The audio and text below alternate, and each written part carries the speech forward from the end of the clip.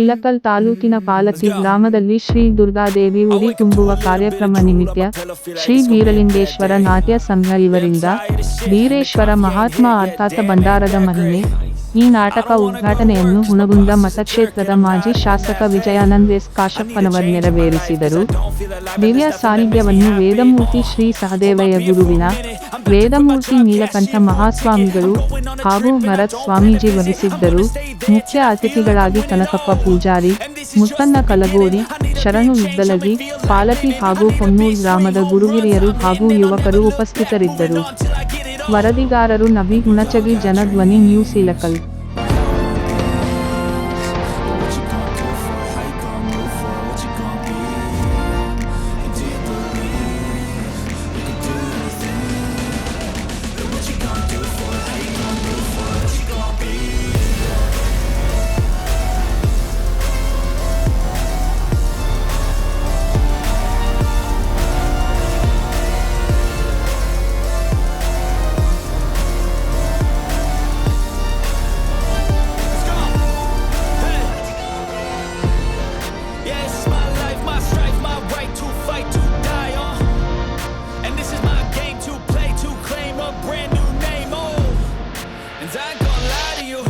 ದುರ್ಗಾದೇವಿಯ ಉಡಿ ತುಂಬುವ ಕಾರ್ಯಕ್ರಮ. ಉಡಿ ತುಂಬುವ ಕಾರ್ಯಕ್ರಮ ಅಂದ್ರೆ ಇವತ್ತು ತಾಯಂದಿರಿಗೆ, ವಿಶೇಷವಾಗಿ ಮಹಿಳೆಯರಿಗೆ ಇದು ಒಂದು ಬಹಳ ಪವಿತ್ರವಾದ ಹಬ್ಬ. ಯಾಕಂದ್ರೆ ಅದರಲ್ಲಿ ವಿಶೇಷವಾಗಿ ದುರ್ಗಾದೇವಿ ಅಂದ್ರೆ ಒಂದು ಆದಿಶಕ್ತಿಯ ರೂಪವನ್ನು ಪಡೆದಂಥವ್ರು. ಇವತ್ತು ನಾವು ಮೊನ್ನೆ ತಾನೇ ನವರಾತ್ರಿ ಹಬ್ಬವನ್ನು ಆಚರಿಸಿದ್ವಿ. ನವರಾತ್ರಿ ಅಂದ್ರೆ ಇವತ್ತು ಪವಿತ್ರವಾದ ಒಂದು ಹಬ್ಬ. ಅದರಲ್ಲಿ ವಿಶೇಷವಾಗಿ ಆದಿಶಕ್ತಿ ಚಾಮುಂಡೇಶ್ವರಿ, ಮಹಾಕಾಳಿ, ಮಹಾದುರ್ಗೆ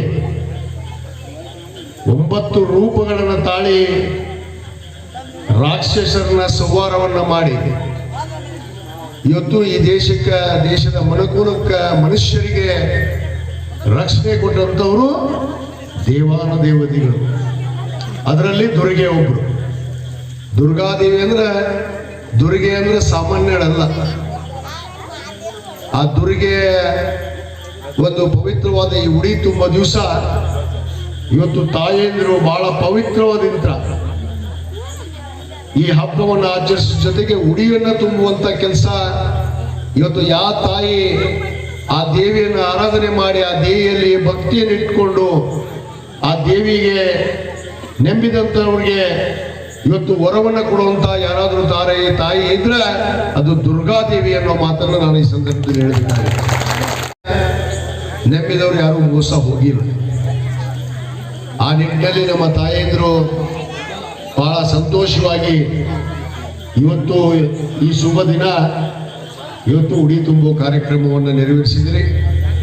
ಅದರ ಜೊತೆಗೆ ನಮ್ಮ ಯುವ ಮುಖಂಡರು, ಪಾಲ್ತಿಯ ಯುವ ಮುಖಂಡರು, ನಮ್ಮ ಗ್ರಾಮ ಪಂಚಾಯತಿಯ ಸದಸ್ಯರು, ಮಾನಪ್ಪ ಮಾದರ್ ಇರ್ಬೋದು, ನಮ್ಮ ಸಿದ್ದಪ್ಪ ಗಂಗೂರ್ ಇರ್ಬೋದು, ನಮ್ಮ ನೆರೆ ಗ್ರಾಮದ ಹೆಮ್ಮಾಡಿ ಗ್ರಾಮದ ಅಯ್ಯಪ್ಪ ಇರ್ಬೋದು, ಇಲ್ಲಿ ವೇದಿಕೆ ಮೇಲೆ ಕೂತಂತ ಅನೇಕ ಯುವಕರು, ಗ್ರಾಮ ಪಂಚಾಯತಿ ಸದಸ್ಯರು, ಈ ಕಾರ್ಯಕ್ರಮಕ್ಕೆ ನಾವು ಪಾಲ್ತಿಯಲ್ಲಿ ಈ ಉಡಿ ತುಂಬುವ ಕಾರ್ಯಕ್ರಮ ನಿಮಿತ್ತ ನಾವು ಒಂದು ಬೀರಲಿಂಗೇಶ್ವರನ ಒಂದು ನಾಟಕವನ್ನು ಆಡಿಸ್ತೀವಿ ಅಂತ ಕೇಳ್ಕೊಂಡಾಗ ನಾನು ಹೇಳಿದೆ, ನಾಟಕವನ್ನು ಆಡಿಸುವಂಥದ್ದು, ರಂಗಭೂಮಿ ಕಲಾವಿದರಿಗೆ ಪ್ರೋತ್ಸಾಹ ಮಾಡುವಂಥದ್ದು ಈ ಹಬ್ಬ, ಹುಣ್ಣಿಮೆ, ಉಡಿ ತುಂಬ ಕಾರ್ಯಕ್ರಮ ದಿವಸ ಆ ಕಲಾವಿದರನ್ನು ಕೂಡ ಉಳಿಸಿ ಬೆಳೆಸುವಂಥದ್ದು ನಿಮ್ಮ ಆದ್ಯ ಕರ್ತವ್ಯ ಅನ್ನೋ ಮಾತನ್ನು. ಯಾಕಂದ್ರೆ ಬೀರಲಿಂಗೇಶ್ವರ ಅಂದ್ರೂ ಕೂಡ ಸಾಮಾನ್ಯನಲ್ಲ. ಬೀರಲಿಂಗೇಶ್ವರನ ಒಂದು ಮಹಿಮೆಗಳನ್ನು ನೀವು ನೋಡಿದ್ರೆ ಮೈಯಲ್ಲಿ ಕೂದಲೆತ್ತಿದ್ರು. ಆ ಬೀರಲಿಂಗೇಶ್ವರನ ಪವಾಡ ಬಹಳ ದೊಡ್ಡದಿದೆ. ಆ ಪವಾಡಗಳನ್ನ ಹೇಳಿದ್ರೆ ಮತ್ತೀಗ ಒಂದು 2 ತಾಸು ಆಗುತ್ತೆ ನಾವು ಮಾತಾಡೋದು.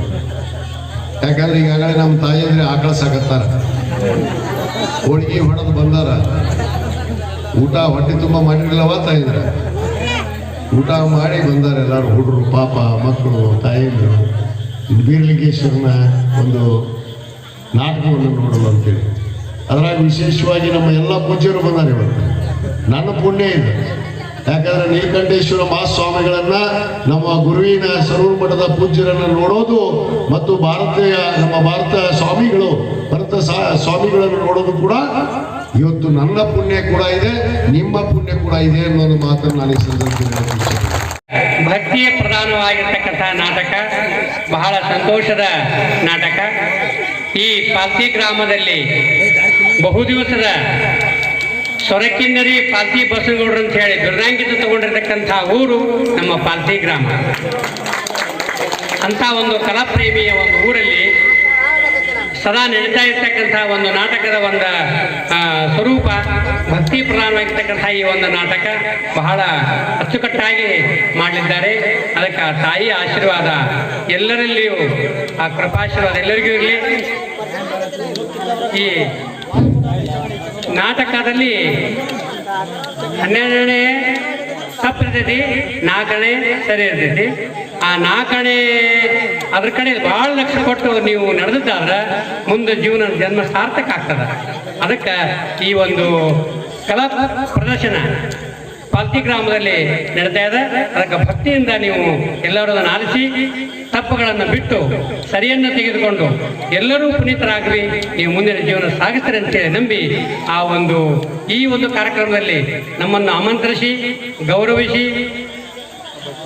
ಮನಸ್ಸನ್ನು ಆನಂದ ಮಾಡಿರ್ತಕ್ಕಂಥ ಪಾಲ್ತಿ ಗ್ರಾಮದ ಎಲ್ಲ ಹಿರಿಯರಿಗೂ ಆ ತಾಯಿ ಕೃಪಾಶೀರ್ವಾದ ಸದಾ ಇಲ್ಲಿ ಅಂತ ಹೇಳಿ ಬಯಸುತ್ತಾ ನಮ್ಮ ಆಶೀರ್ವಚನಕ್ಕೆ ಮಂಗಲವನ್ನು ಹೇಳ್ತೇವೆ. ಸರ್ವೇ ಜನ ಸುಖಿನೋ ಭವಂತು. ಓಂ ಶಾಂತಿ ಶಾಂತಿ ಶಾಂತಿ.